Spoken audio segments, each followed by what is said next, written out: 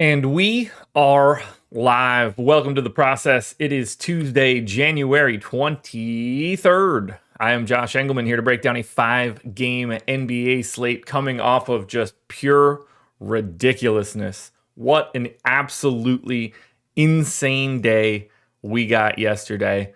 Whether that's Joel Embiid going for 105 DK points.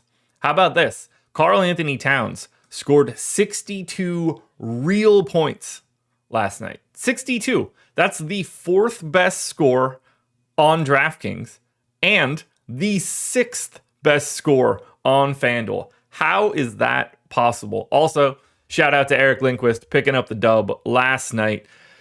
Bit of a chop. We got a little chalky throughout the day as we started picking up these value plays. So Eric chopped, but picked up the dub nonetheless, which was good to see, especially coming off of the deeper dive last night. But yeah, insane. 70 points, 18 boards, and 5 assists for Joel Embiid last night. Luka rolls in 81.5 DraftKings points. Giannis puts up 79.75 and really couldn't be more meaningless that he did it. It's kind of bonkers. Jaren Jackson had 6 steals, I believe, in the first quarter. I could be wrong. Correct me on that, but quite early at the very least. Just a truly insane day on the basketball streets. And now we're here to break it all down again. Just nuts. Just nuts. Truly nuts day. So we're here now, breaking down today's 5-gamer. Should be fun. Hit the like button if you haven't done it yet. Subscribe to the channel. Hit the notification bell so you know when everything goes live. Follow me on Twitter at Josh Engleman. Hope everybody else had a successful day. It was good to see. It was kind of cool, man. Embiid just going crazy and then kept going crazy. And then today we roll in. Denver's got a date with Indiana, and it's just like, man, it'd be really cool if Nikola Jokic just wanted to do that, but he also doesn't strike me as the type of person that's going to care that everybody did it yesterday. We're here now. It was just nuts. It was truly, truly a bonkers day. I mean, we had 4 dudes score 70 fantasy points. Durant, Tatum, Towns, and Giannis. Luka got to 80 and Embiid cracked 100. That's just wild. It's just wild. Lots of minutes to those top guys, except for Embiid, who only went 36.5, but 40 to Luka, 36 to Giannis, 38 to Towns, 41 to Tatum, 41 to Durant. DeJounte Murray played 40 minutes. He scored 60. Scotty Barnes played 41 minutes. He scored 60. Kobe White played 41 minutes. He was just shy of 60. Donovan Mitchell dropped 57 3/4 in 30 minutes because that game was an absolute blowout. We did get Wendell Carter Jr. probably playing like real minutes, but because that game got out of hand, it was insane. Just nuts, man. Just nuts. There's like things that I talked about earlier in the day, like, oh, I liked Vince Williams. He had 39.5 fantasy points. It's just like you don't even notice it from yesterday. It's not even on the radar. I had a big stand on quickly, 10 assists. That went well. Couldn't buy a bucket. Played 37 minutes. Ugh. Just crazy. Jaden Ivey was a bust. That was my big like guy I had too much of. That was a shame. But I mean, to anybody that took the under on like Joel Embiid's PRA, it was 93 yesterday, which is really funny to think about. I lost both my prize picks plays.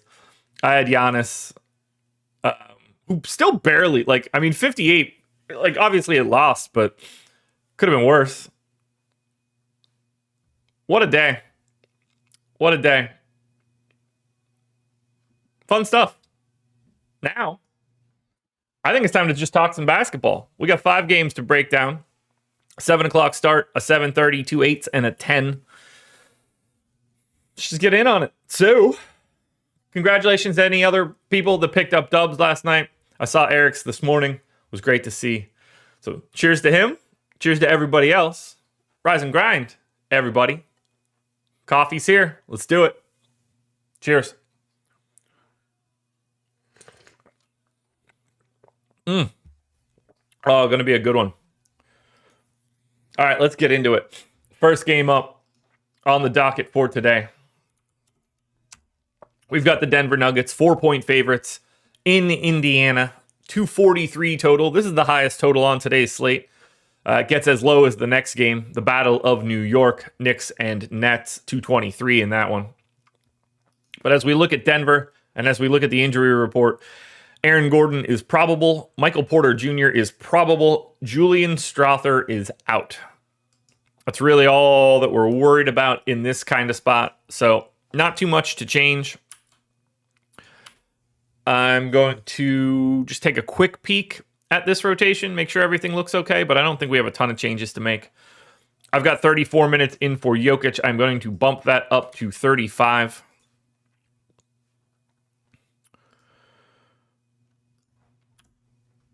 And we're going to... I've got Aaron Gordon in for 33. I think I'm okay with that. It seems fine. DeAndre Jordan backup center minutes. 33 for Jamal Murray is probably a little light. He's been playing a little bit more. Let's get him up to 35. We're getting there. Take Christian Brown out. Take Peyton Watson out. We got MPJ in for 33. I'm okay with that.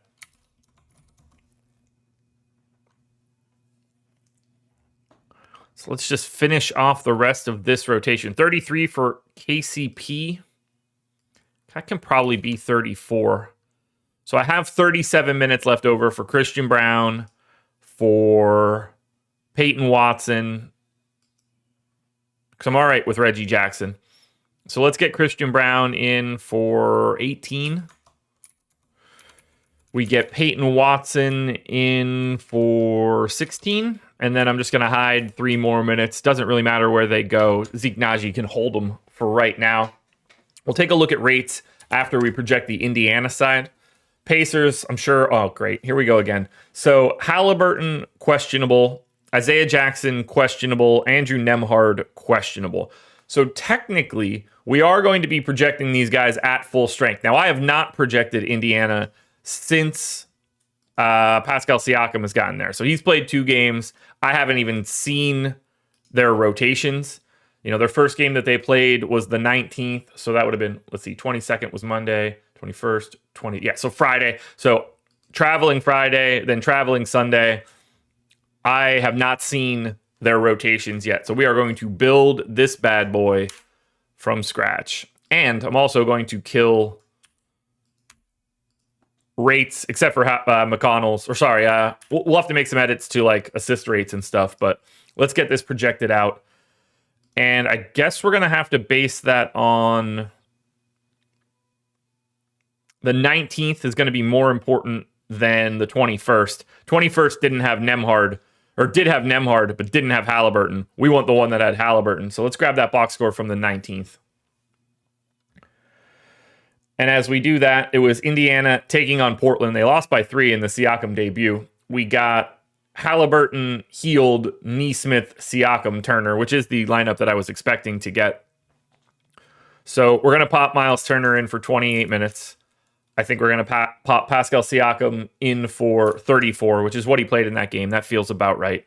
I think we're going to get Tyrese Halliburton in for 33. I mean, he played 35, so no, I'm going 34 to Halliburton. I think that's what we see, particularly in this kind of matchup. I want to go full bore.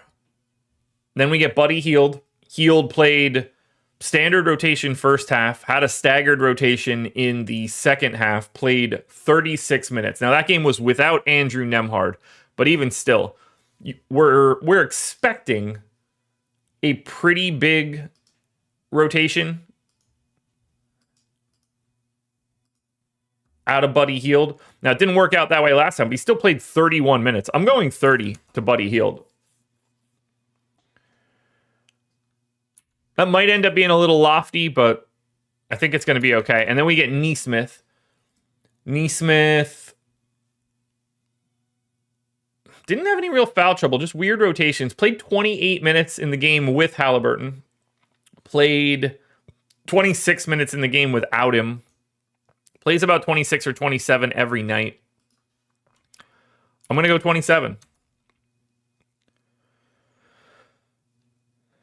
All right. So now all we got to do is fill out the rest of these guys. That's where it gets a little tricky.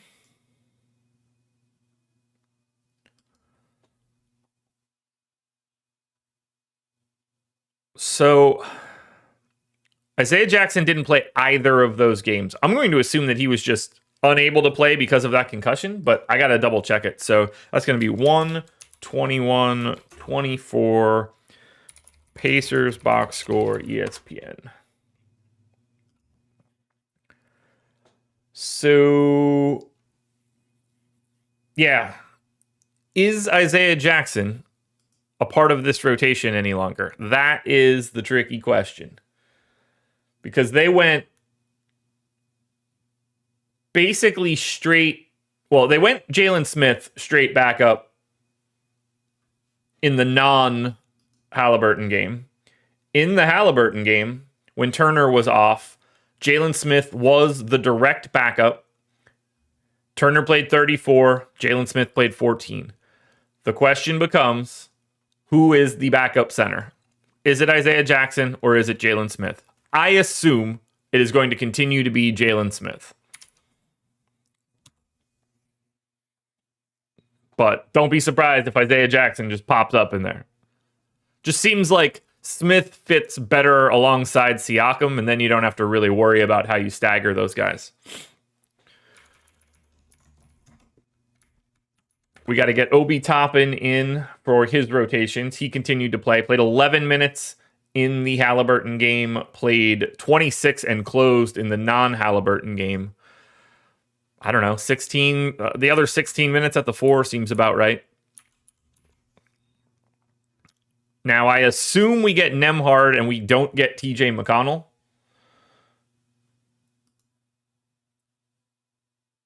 That's a guess for me. I don't know that to be a fact at this point. But I think we can get Nembhard up to like 22 minutes. And then we can get Mathurin to 24. He played 23 and 14. So that leaves me 7 off of a 9-man rotation. I will hide those minutes on TJ McConnell. Now, rates are going to be pretty difficult. We're going to have to use the betting markets a little bit for this one, if it exists. So I'm going to take a look at the props for the Indiana side, if we have them. With Halliburton having a queue, it's possible we don't. So the only guys that we have are Halliburton and Miles Turner, which is kind of weird. You would expect Pascal Siakam to still make it into that one, but he didn't. So if we get Halliburton, his points prop is currently sitting at about 20. I got him at 20.5, so I'm actually okay with that. The other one is Miles Turner. And that's going to be 16.5 to the under, so about 16. I'm actually okay with that.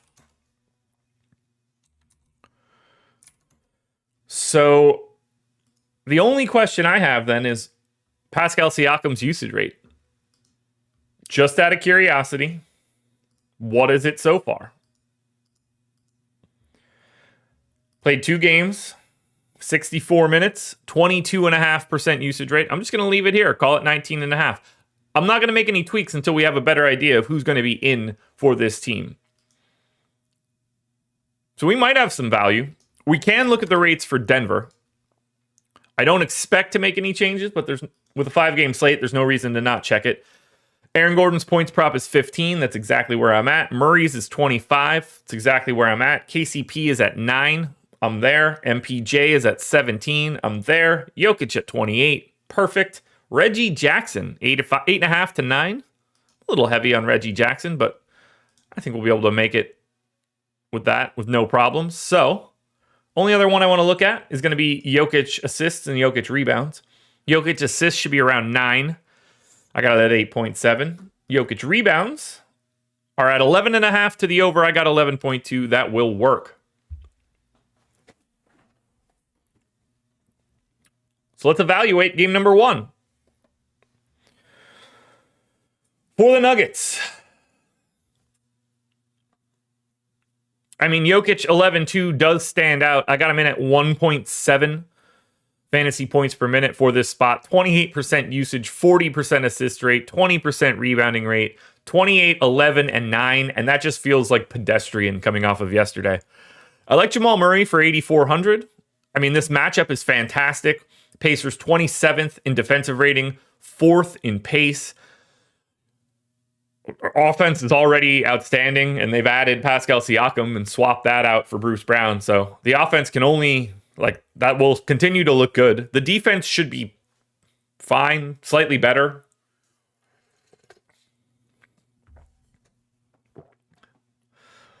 I think we're looking at Jokic and Murray first. Aaron Gordon next, 5,900, power forward only. Then I think you get to MPJ and then Reggie Jackson if you need to at 4,100. On the indie side, now obviously we got a lot of questionable tags here. I think Miles Turner for 6,400 stands out, but we know that we're going to have a million centers, so I don't think that's going to be too crazy to think about. He's just going to be an interesting play. The problem is the fact that while Denver gets the awesome part of this matchup, Indy gets the shit part of it. Denver 29th in pace. We're talking about teams that differ by 6 full possessions. That's a lot. So Indy actually loses 3.5 possessions below their average just by facing Denver. 9,700 for Halliburton. I will not have an issue at all getting there. What was his assist prop? I assume it's there. 12.5. Okay, so I do have to move. Halliburton's going to look good. I have him at 10 assists.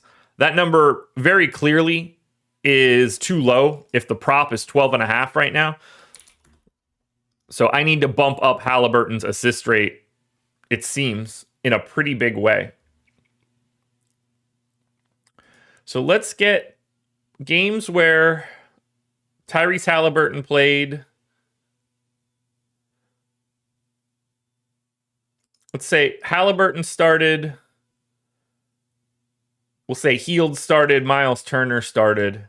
And I'm going to say Bruce Brown off, because I think that actually will affect an assist rate to a degree.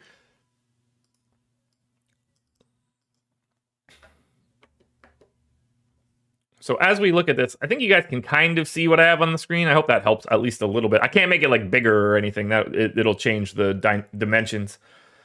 But Halliburton, Hield, and Turner have started 15 games together and then have had Bruce Brown off. In that time, I have Halliburton's assist rate exactly where I would want it to be, which is underselling him in a big, big way.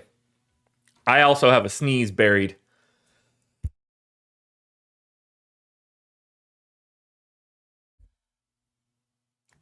Bingo. We're in good shape. Coach Chris, you are very not correct with that assessment.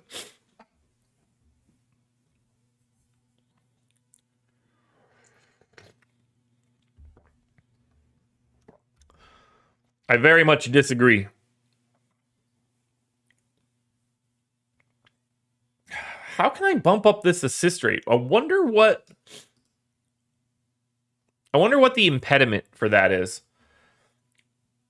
Let's just say games where Tyrese Halliburton started, and let's just say we don't have TJ McConnell, Bruce Brown, or Andrew Nembhard on the floor with him.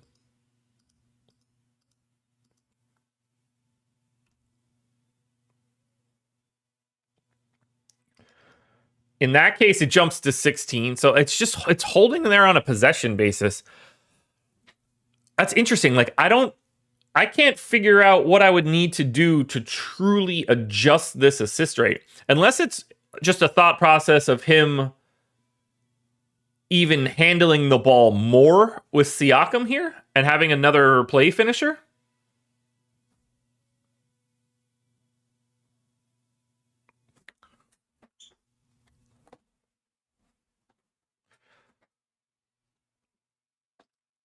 I'm going to take it up one more notch, but I can't go much higher than that. I think it's a bit of a scaling issue, too. I wonder if... Do I need to bring someone else down? Like Nembhard.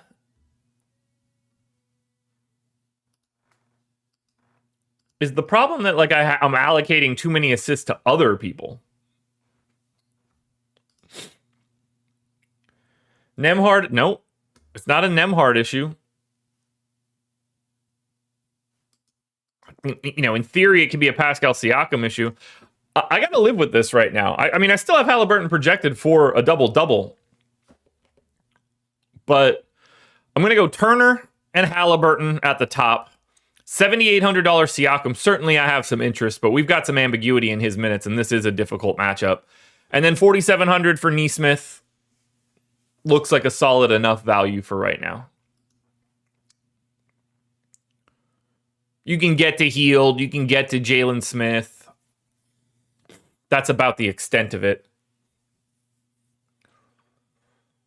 But, yeah. But we got it on the screen right now. Check out the Darko rates. Tyrese Halliburton has a plus 2.4 overall talent. Siakam at plus 2. So, Chris, I think you're underselling Pascal Siakam quite a bit. You're underselling Miles Turner for sure. The team is plus 0.6 net rating, and now they have made a 4 or 5 win upgrade by getting Siakam.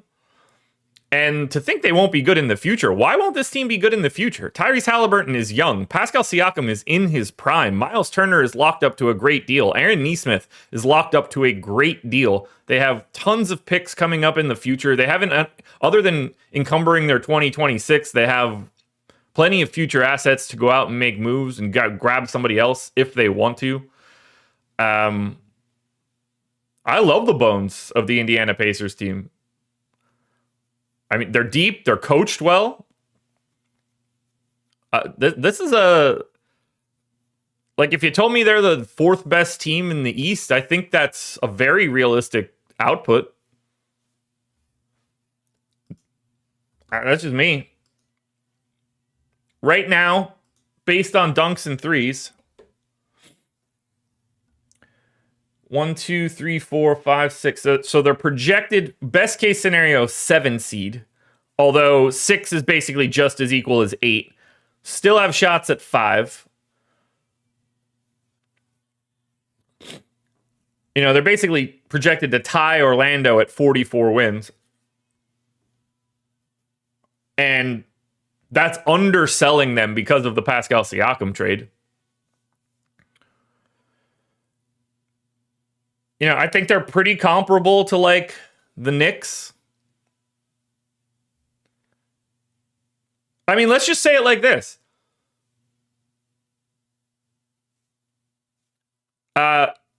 Chris, they will absolutely 100% not trade Miles Turner. Miles Turner is the reason you get Pascal Siakam. Pascal Siakam, not a great three-point shooter. Miles Turner can space the floor and allow Pascal Siakam to be in the places that he wants to be. Miles Turner is like the perfect center pairing for Pascal Siakam. Perfect. They could not replace him with someone better unless they were replacing him with like Joel Embiid or Nikola Jokic. But stylistically, they got the center that they need alongside Pascal Siakam, 100%. And for Halliburton, I might add. Yeah, like, I'd say the Pacers are about as good as the Knicks now. I mean, like, let's be realistic here. I would rather have Tyrese Halliburton and Pascal Siakam than Jalen Brunson and Julius Randle.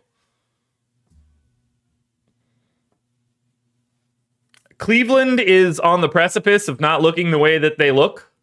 Like, that is a team that very well could not have Donovan Mitchell in the future. That'll be a team that Indiana is better than. Are they going to be better than Boston, Philly, or Milwaukee? No, but, like, you know, most teams aren't. Those teams also have Embiid and Giannis and Jason Tatum. That's high-level shit. Look, when push comes to shove in the NBA, you could pretty well rank most of these teams based on their stars. And Halliburton Siakam 1-2 is pretty high level in the East. You can make a very realistic case it's the fourth best duo in the East. Behind Boston, Philly, and Milwaukee.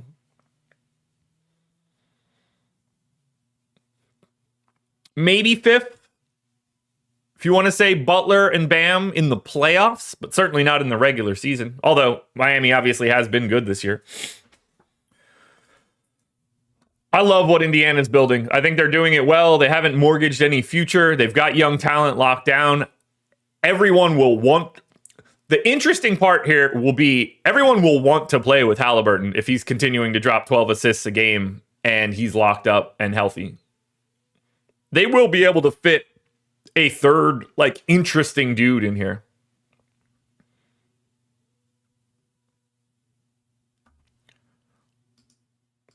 Their goal every year should be to get to host the playoff series. They are now in that position. To have Halliburton and Siakam locked up, that is as good of a start as you can ask for. And they're deep with real NBA players in the regular season. Like Jalen Smith is a quality backup. Buddy Hield is a quality shooting guard option. TJ McConnell can be a good backup in the regular season. Aaron Nesmith is if we're talking about a guy that can play wing defense and shoot 40-something% from three, that is incredibly valuable, and they locked him up to $11 million a year. Don't undersell Indy, man. I don't know when I became a Pacers stan, but apparently here we are. All right, let's get back into it. Game 2, the Knicks taking on the Brooklyn Nets. Ooh, wrong view. There we go. First one up is the Knicks. 4.5-point favorites in Brooklyn, 223 total.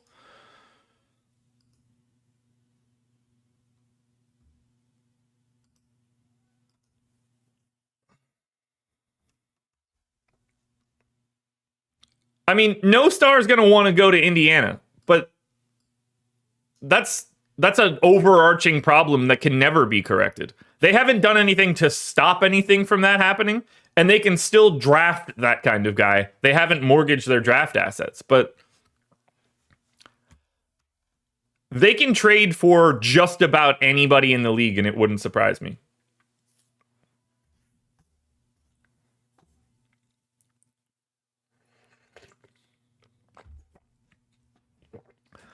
Okay, let's get back to trying to figure out the Knicks. Hartenstein questionable. So I have him in. So we don't really need too many changes other than I got to get Josh Hart back in. On the Nets side, no Day'Ron Sharpe. That's the only one that matters there. So this should be a pretty quick reprojection of this rotation. 34 to Hartenstein, 14 to Precious, 36 to Jalen Brunson, 36 to Julius Randle,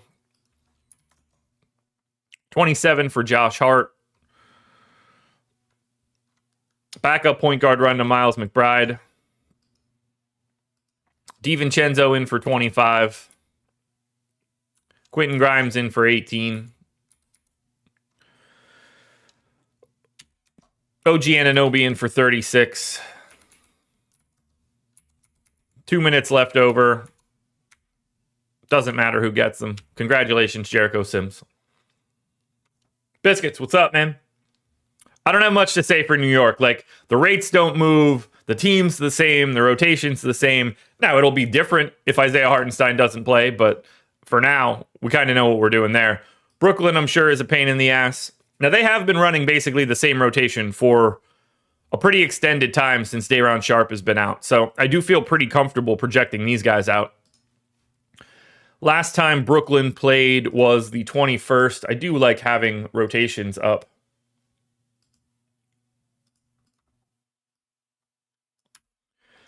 So let's grab this Brooklyn rotation. We start on the Nick Claxton side, and we immediately just give him 32 minutes. Trendon Watford was the backup last time out, played 12. I think we can go to 10. Actually, you know what? We could probably go to 12. We get Spencer Dinwiddie in for 30. 31.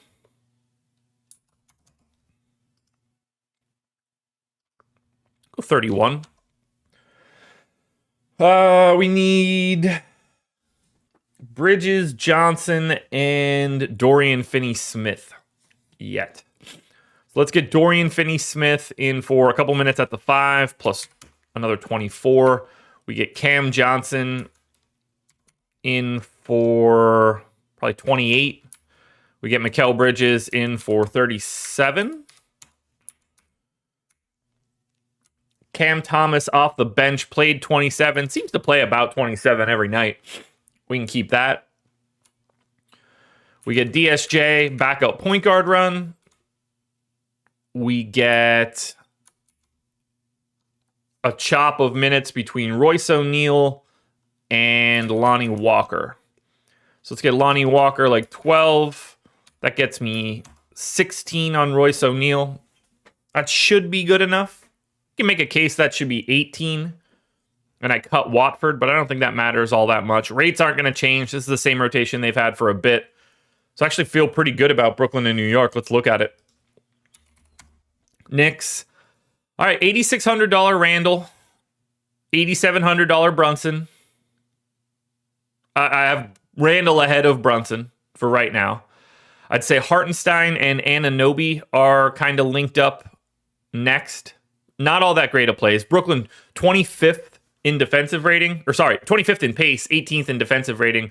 So like an average-ish defense, but a slow team. That's not ideal. 114 implied total for the Knicks. Not all that great. So you're kind of just hoping for the stars. You're going to have a hard time grabbing the lower bench dudes. For Brooklyn, you've got Claxton at 6,800, looking pretty similar to Miles Turner. So that dynamic is there. Dinwiddie for 5,600 is kind of something I want to look at. I want to take a look at his props for right now. Make sure I'm not off on him. Because he's been at 0.86 DraftKings points per minute over the past 30 days. But I'm projecting him a little bit better than that. 13.5 points. So that works. Dinwiddie, 5.5 assists to the over. I have 5.5. So yeah, I don't feel bad about that Dinwiddie projection at all. I think he looks good. Bridges, as always.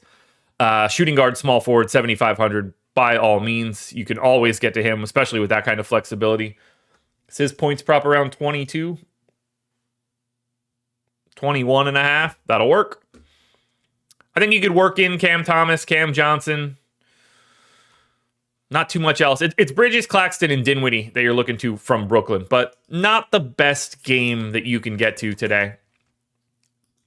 We go to Utah now. 6-point underdogs in New Orleans. 238 total. For Utah, nobody out. For New Orleans, Cody Zeller's available. So this is going to be what we normally get out of both of these teams, which actually should be pretty easy to evaluate. So we've got Utah in first. I do feel like I need to re-project a little bit of this rotation. What did they do in their last game? When did they play? So they last played on the 20th. 1-point loss to Houston in OT. Interesting rotations there.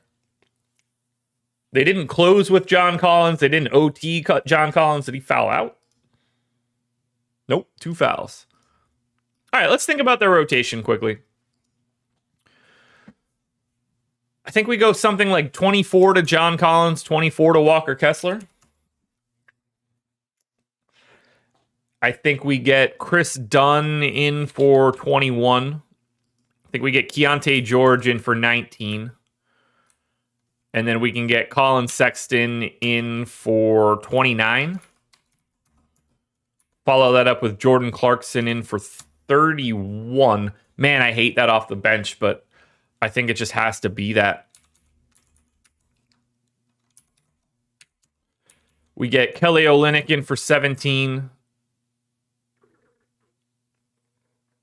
We get Lauri Markkanen in for 33. Fontecchio plays 27. Agbaji plays 15. That was easy. That was easy.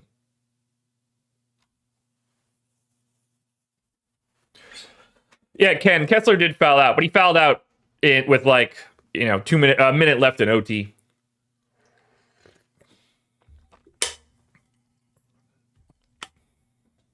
So I like that rotation for Utah. I don't expect to make a ton of changes here for New Orleans either. I'm interested to see what they do during the deadline, because I know they're trying to, they're shopping like Herb Jones and stuff. So they have some decisions to make moving forward. Now, we need to move minutes around a little bit here for New Orleans. But nothing crazy. I actually don't mind what I have in here right now. I guess I just want to bump Jordan Hawkins, cut Dyson Daniels a little bit.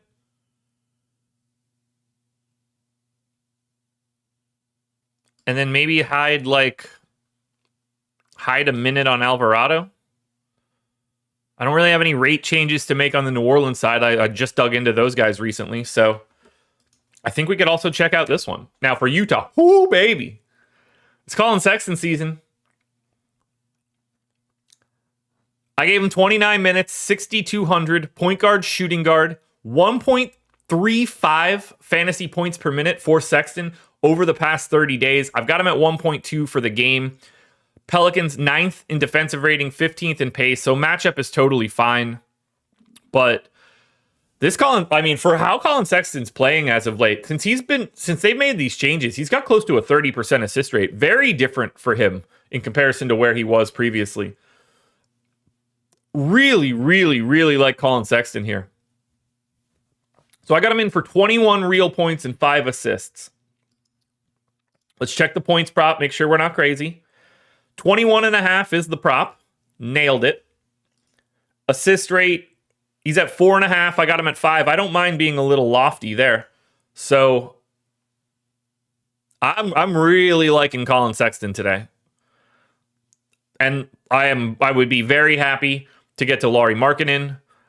3,600 for Fontecchio is way too cheap. He's going to be I would imagine, a relatively popular value option. His points props 8.5 juice to the under. I have him at 9.3, so I might be heavy by a point, but still. 3,600, small forward, power forward, starting, playing 27 minutes a night. Is he a good per minute dude? No. 0.76 over the past 30 days. I'm more pessimistic than that for today.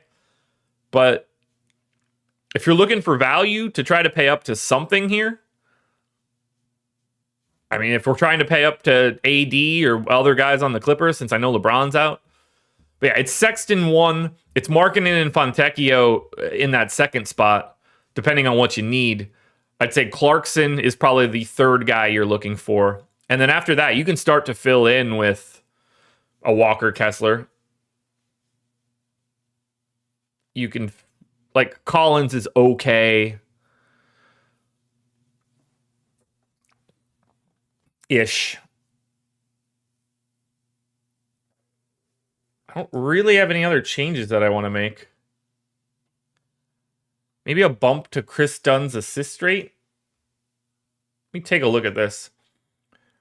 So the starting lineup: Dunn, Markkanen, Collins, Sexton, Fontecchio. Since they've started up that new starting lineup, it's 12 games. They're 9-3. Chris Dunn. Yeah, I got to give him a bit of an assist rate bump. So that looks good. Nerf Clarkson a little bit. Yeah, Sexton's rate looks fine. I don't have many other changes I want to make there. I feel pretty good here.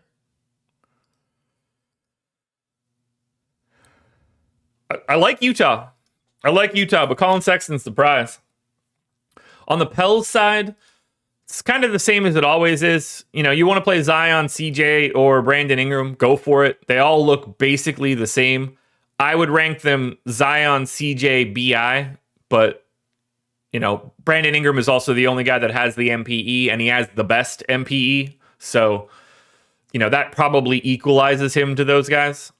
Hard to really want to choose any one specific dude out of that group. Herb Jones looks okay at 4,800. You're not really all that excited for the rest of the value. It's just like a really unappealing DFS team that you can, like, it's the same things you could always get to. We now go to Portland. 2 touchdown underdogs in Oklahoma City.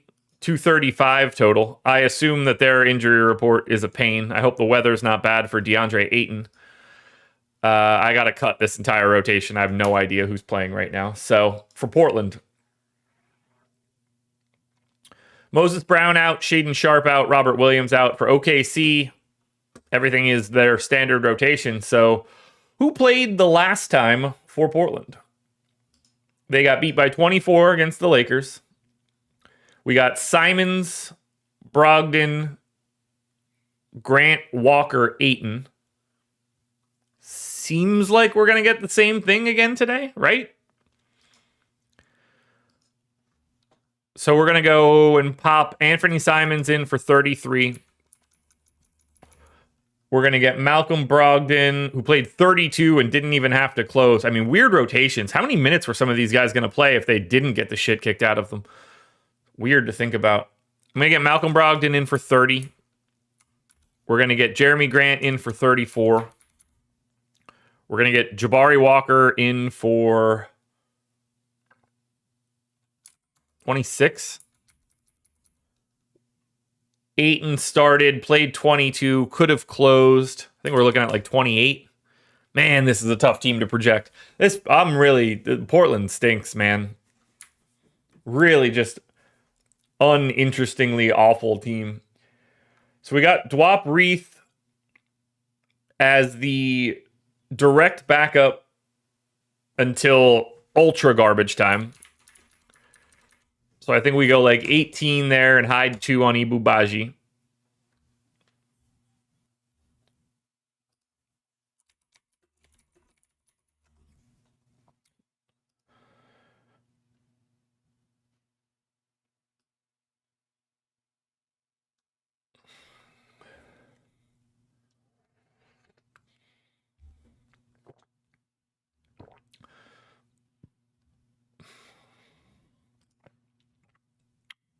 What else do we need?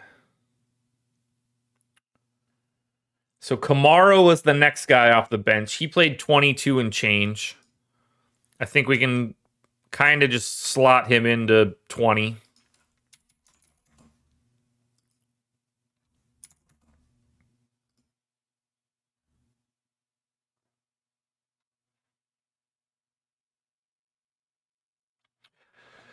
John, the talking points there are that they're going to prioritize Trey Murphy over him, and that he's the guy that they could actually get value for. I'm not saying I agree with it, just FYI. Just that was what I had seen.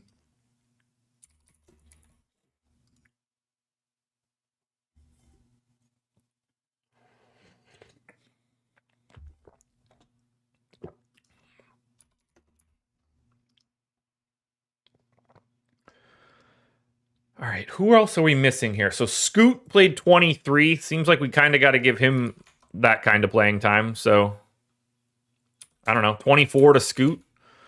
That leaves me 25 minutes for some combination of Matisse Thybulle and someone.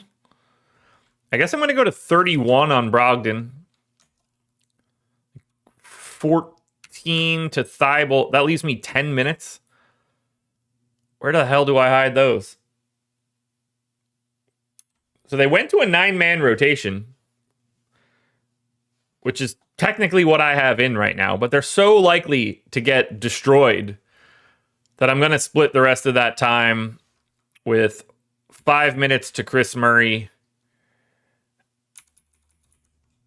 and 5 minutes to Ryan Rupert. Now, the only thing that I need to do is check on what DeAndre Ayton's usage rate is on the season, because he's the only guy that I don't have anchored to anything. And then we could take a look at OKC, which should be quick. Ayton has played 813 minutes on the year, 18.5% usage rate. Let's just say in games where Ayton starts and Simons starts, which is probably like an oddly small sample, 8 games. Simons is at 28, so I gotta cut his usage rate down a lot. Grant in that time is at 23, so that's okay. I can pull Ryan Rupert's rates. I can pull Shaden Sharp's rate. Guessing Jabari Walker's usage is probably a little bit lower. Malcolm Brogdon in that time is a little bit lower as well. I am going to take a quick look at Portland points props just to see if my assumptions are good. Simons at 21.5 points, perfect. Jeremy Grant at 19.5, perfect. Brogdon 17. Looks like I'm a little light. We're okay there. Ayton 11.5 to the over. We'll nerf him just a hair. Perfect. Perfect. I doubt we like anything from Portland anyway, so that's perfect. How old is DeAndre Ayton? He is 25. He'll be 26 shortly. Now, for OKC, Dort didn't play the last time that I projected OKC, so we are going to hop back into a new projection of rates. This shouldn't be all that difficult. We're going to go 34 to SGA. We're going to get Chet for 31, Jalen Williams for 33, Josh Giddey for 24, Lou Dort for 30. Now, the rest of the minutes. Usually pretty easy to deal with. We can get Micic in for 10.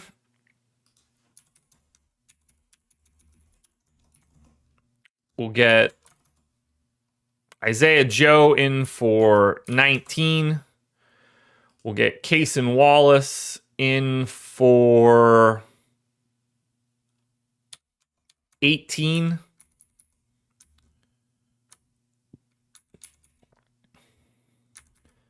Jalen Williams for 11. Kenrich Williams for 14. Aaron Wiggins for 14. And then, I have 2 extra minutes to hide on another millionth dude for the Oklahoma City Thunder.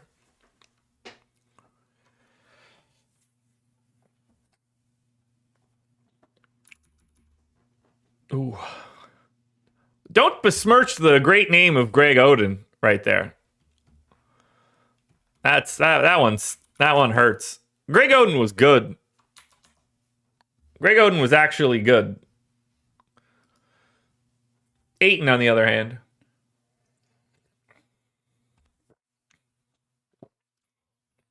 All right. I don't think I have to move any rates, so I'm going to take a quick look at props here. SGA, 31.5 real points. Fine. Jalen Williams is at 19.5. That's fine. Chet, 17.5. Fine. Everything looks good here. That Ohio State team was amazing. I mean, Greg Oden, Greg Oden was what I thought Embiid is right now. Well, maybe not right now, but what I thought Embiid was recently. That's how big of an Oden fan I was coming out. Evolutionary Marcus Camby.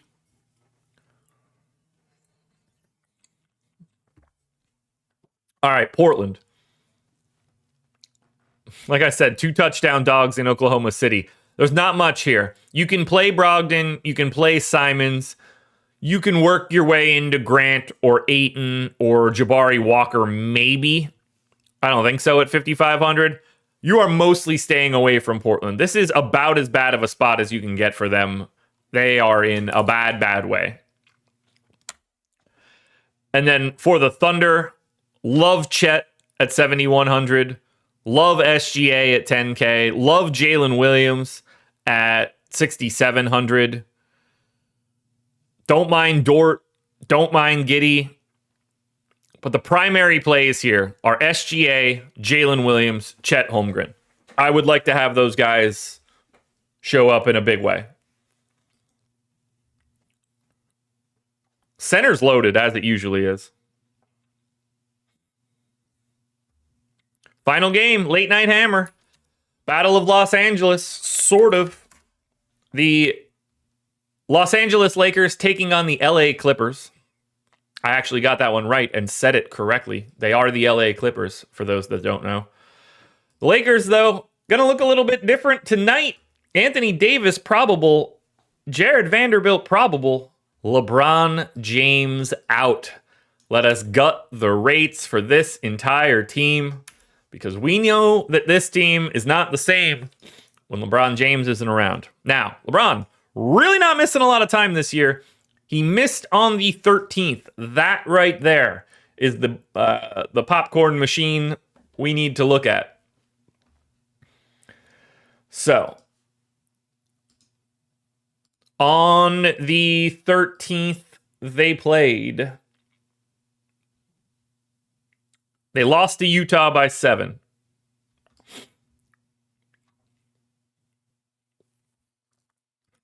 So let's think this one through. In that game, it was Russell, Reddish, Reeves, Prince, AD. Let's assume they go the same way. I'm going 34 to D'Angelo Russell. We're going 32 to Austin Reeves. I'm going 20 to Reddish. For right now. I think that he's going to soak up more than that. We get Taurean Prince in for 29.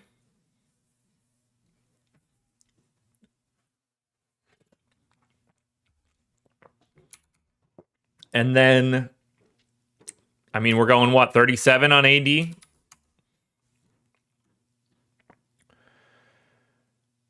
Now, I assume we get Christian Wood backing up at the 5, playing about 18 minutes.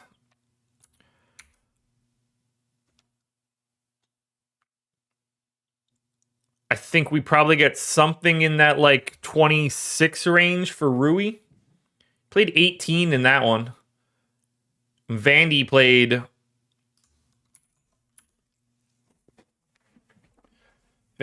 22 in that one. His minutes just really don't move. So let's get 21 in for Vanderbilt.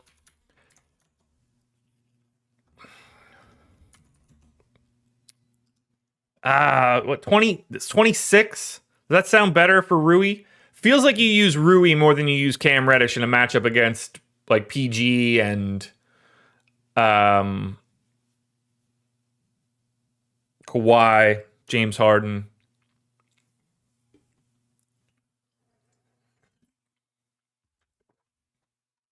Let's keep looking at this. So we still have 23 minutes to go.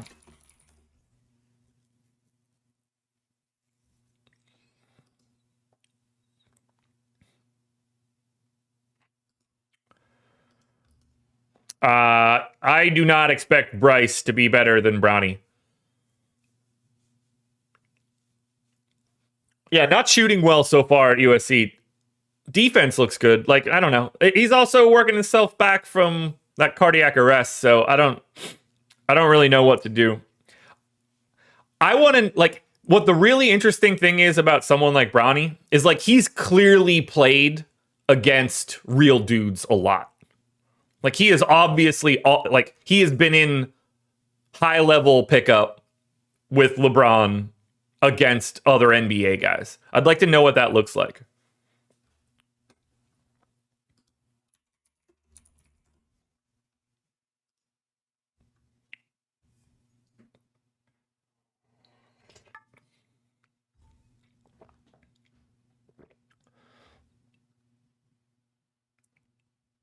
Mm.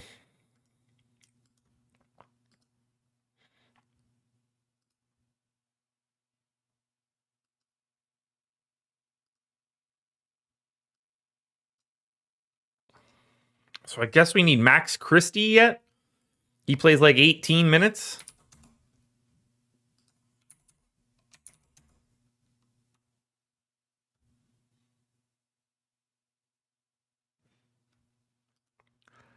I think you're underselling Lonzo a little bit there too.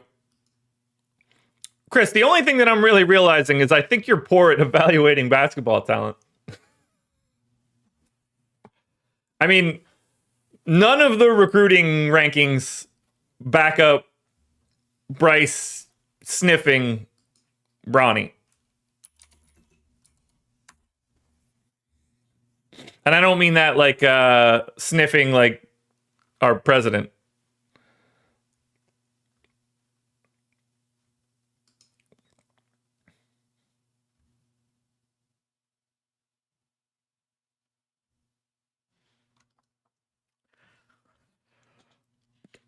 I mean, Bryce doesn't look athletic. And I know what that sounds like, but it doesn't look natural to him.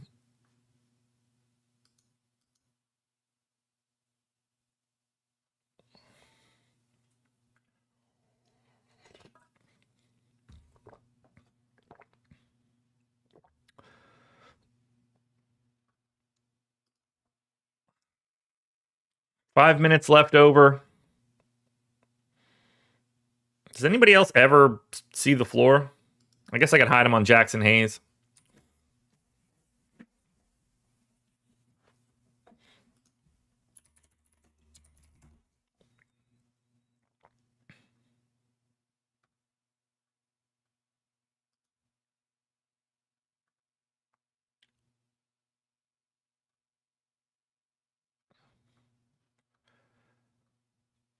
All right. I think I'm okay with this. So now we need to start figuring out rates. We really haven't had enough games with LeBron like not available. So we're going to go LeBron off.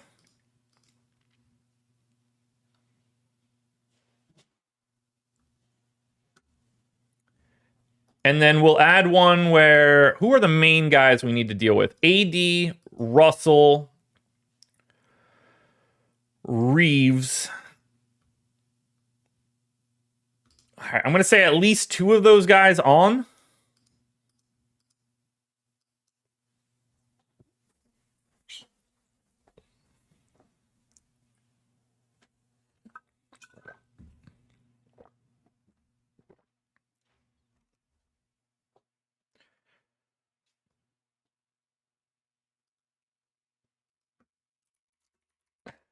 Yeah, again, Bryce James is not being highly touted.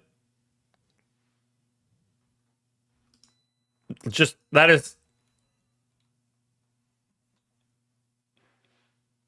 that just doesn't appear to be the case anywhere.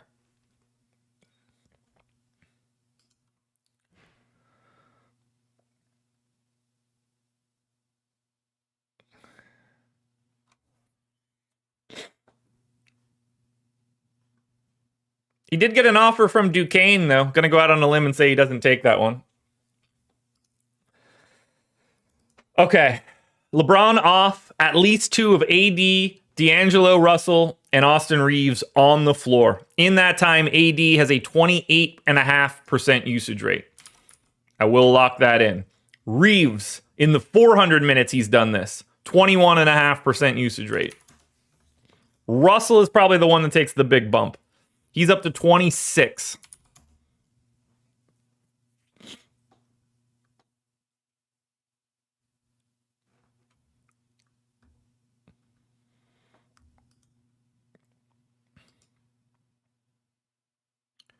Rui is right at 20. I'm guessing we have props since LeBron's just been out and there's no like ambiguity for it. So AD's points prop is 27.5. Got it. Russell is at 19. Got it. Reeves at 17. Got it. Taurean Prince at 10.5. Close enough. Yeah, I did. It's just funny to see Duquesne be listed among like all of those other teams. Okay, so I like those rates. I'm assuming the assist rate for somebody changes pretty dramatically. Yeah, big time assist rate bump to D'Angelo Russell. His assist prop is 7.5.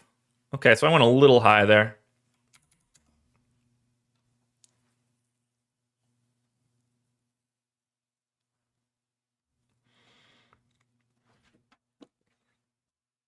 If I'm LeBron's son, I would just do whatever I wanted to do that made me happy because I would have the ability to do anything I wanted in any form or fashion.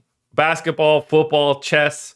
I wouldn't give a shit. I would just play. I would do the thing that made me the happiest because there's no reason he can't do that. Those kids have the world by the balls.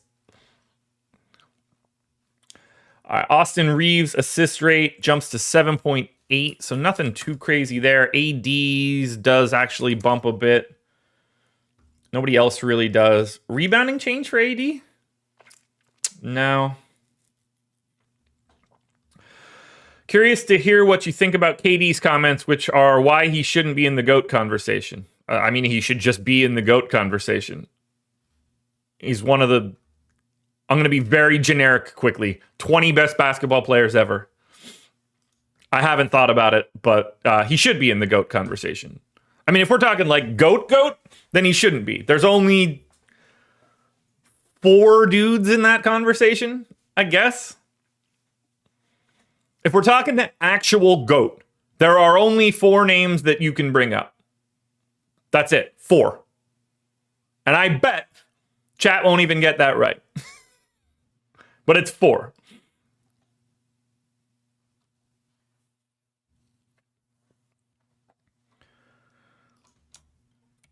And if one of y'all name the one that's not supposed to be there, you're just leaving chat permanently.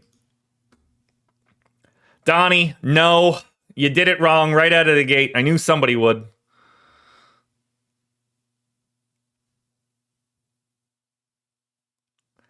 Any of y'all idiots naming Kobe Bryant need to stop ever following basketball. All of you. All of you. Everyone naming Kobe, you have completely removed yourself from the knowledge of basketball. Please stop.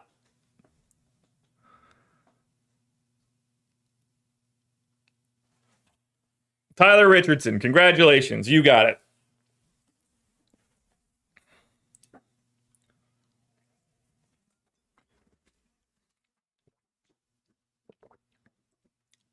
Any y'all naming Kobe, you're out of control.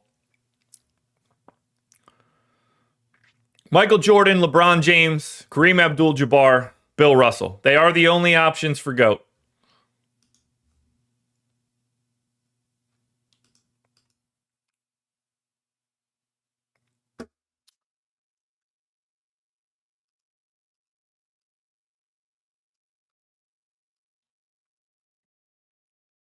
Kobe might be top 7 sexual assaulter in Denver. Yeah, I said it. I don't care.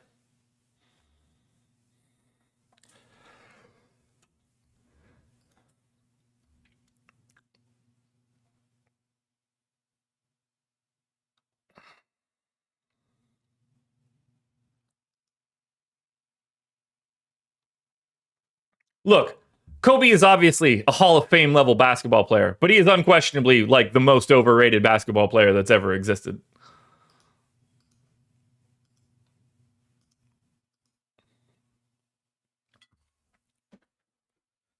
People just brush all of like the Kobe bullshit under the rug. Nobody's like, oh, you remember that day that Kobe went on Stephen A. Smith and demanded a trade to get out of LA and said he wouldn't go back and play there? Like that happened and no one cares. If people talk about the decision every day.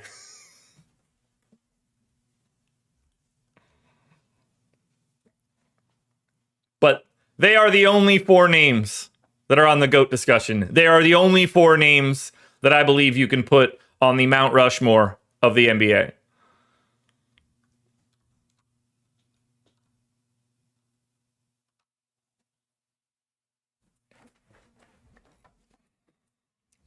They're the only options.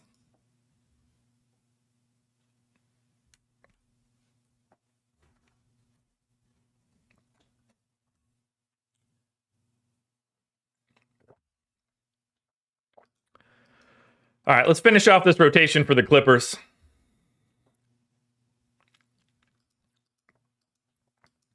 Let's have some fun with it. Got to take a couple minutes off of Norm Powell. We'll go 36 to Harden.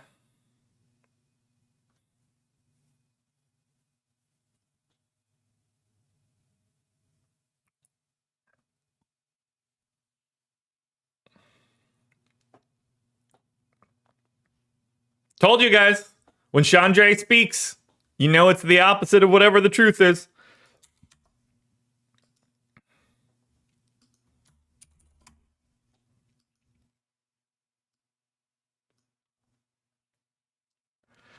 All right, Lakers.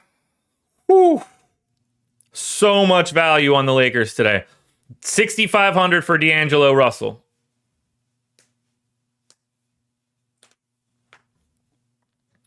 $3,700 for Rui. That one right there is a problem. I got to take a minute off of him. At least for right now. I'm going to throw that minute onto Austin Reeves and get him to 33. But Russell,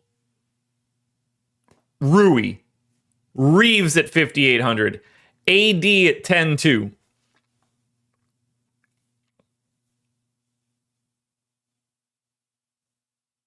Christian Wood at 3,400 is like a thing we probably have to have a conversation about.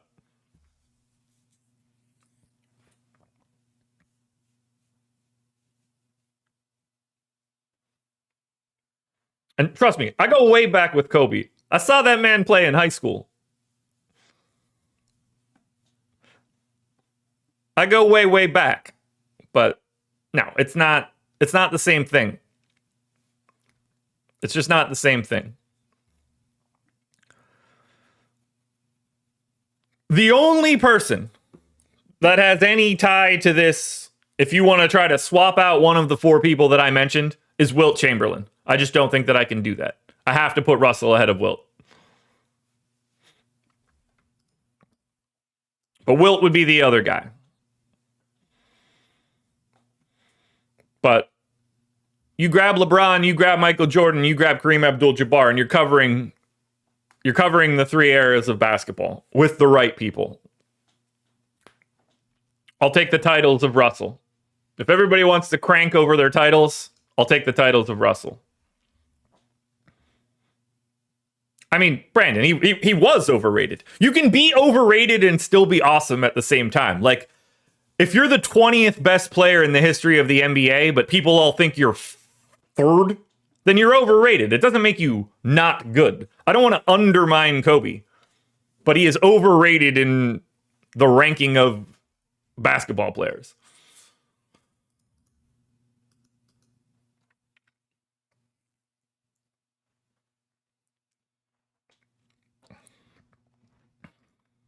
Let's run some crunches. I think I lit chat on fire enough. What do y'all say? We want to look at some optimals on DraftKings and FanDuel and then get out of here?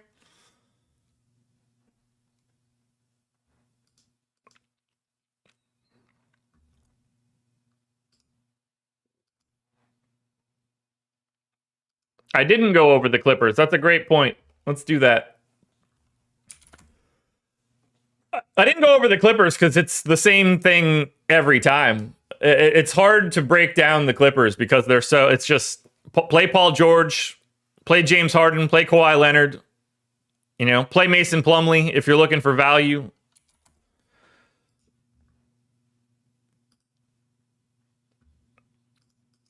The Clippers are just the Clippers.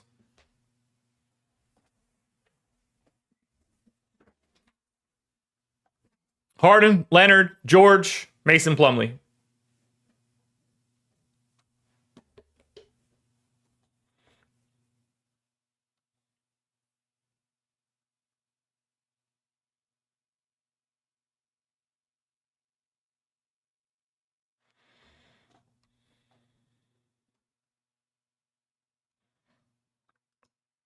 I'm having trouble like doing anything. I just watch in chat and melt.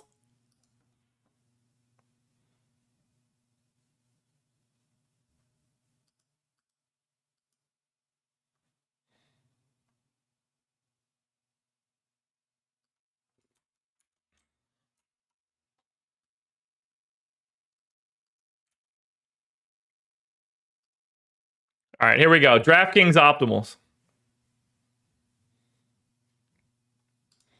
Chat, I love you guys. Hit the like button, by the way. Love having you here. Fun debate. Fun morning.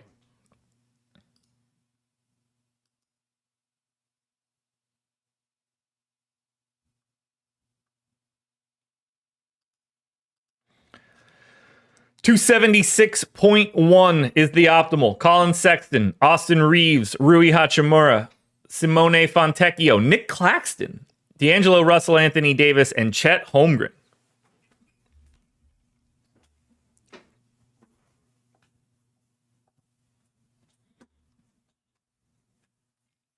I like it.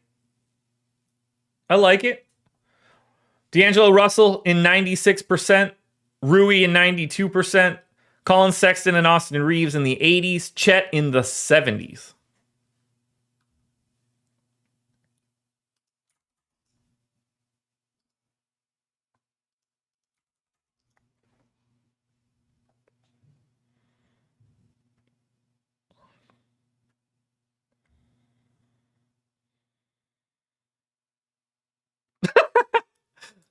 Like I said, everybody, you never have to read what he says. It's always terrible. It's always the next level dumbest stuff ever. LeBron James on the Heat might be the best version of basketball player that has ever existed in the history of basketball. That is some next level stupidity. I love it. I love it. Does that just come naturally? Because I don't think you're a troll. I think it just comes naturally to have the wrong thoughts. Which is, it's incredible. Like, I know how it feels to wake up and be right all the time. I can't imagine what it's like to be wrong and just have to convince yourself that you're right. That's got to be nuts. That's got to be so hard.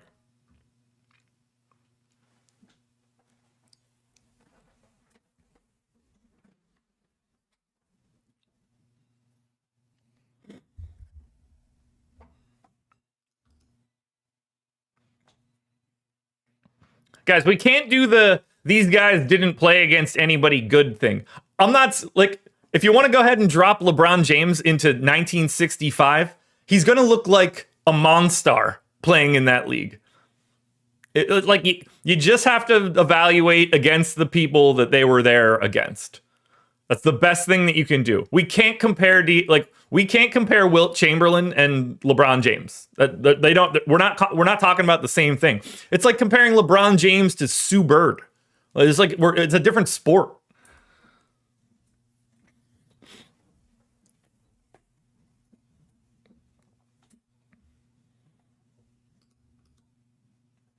Dude, I'm not even sure Dwayne Wade thinks he was better than LeBron James. That's such a preposterous take. All right, we slapped randomness. It's actually pretty flat at the top. It's Rui, it's Russell, it's Sexton, it's Reeves. Chet really popping for me here, but I guess that's a Portland matchup for you. Dinwiddie honestly looks okay because of that price tag. Fontecchio has value. Mason Plumlee has value. This isn't a bad slate right now.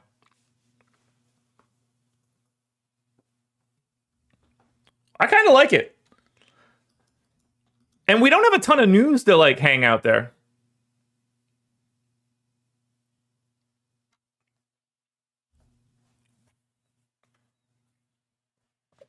Hey, do you guys remember that game where Kobe Bryant was on the floor and just refused to shoot? Remember that? Yeah. Great guy. Great guy. Just, you know what? I'm not gonna participate with the team today. Got to make a point. You really showed them. But you know, we ignore that. They're just like, how did LeBron James lose in the finals? Craziness. Imagine if LeBron James just showed up and like basically told everybody he wasn't going to shoot. Insanity. 293.42. That's the optimal on FanDuel. D'Angelo Russell, Jamal Murray, Lou Dort, Herb Jones, Kawhi Leonard, Austin Reeves, Rui Hachimura, Zion Williamson, and Nick Claxton.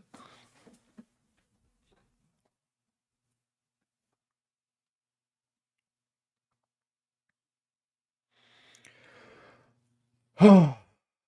100% to D'Angelo Russell, 100% to Austin Reeves. You get Murray and Kawhi in the 80s, Rui in the 70s, Dort, Zion, Herb in the 60s, and Chet in the 50s.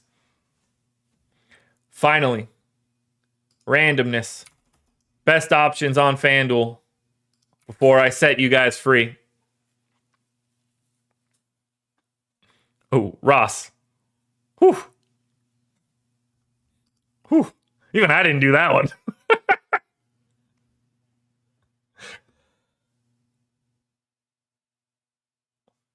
We all have a personal bias, but at the same time, I don't care about any of these people. I don't, like, it's not like my life changes based on who's right. Like, I don't know these guys.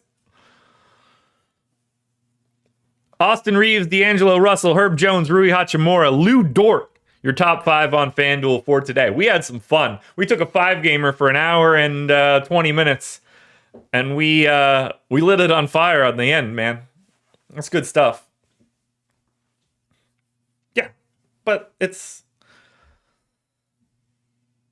not even up for debate. You guys really want to have this one lit on fire? You can't even put Kobe ahead of Steph. How's that? Let's do that one.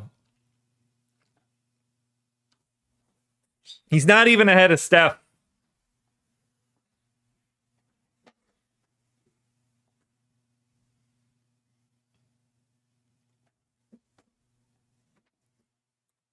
This was fun, guys. Good Tuesday. Prize Picks videos coming out in a bit. Contenders videos coming out in a bit. Strategy show this morning.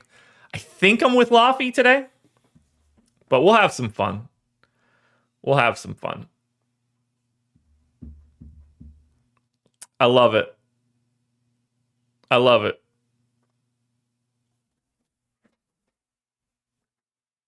I'll talk to you guys later. This was the process. Have fun, everybody. Let's bring this all back up again tomorrow.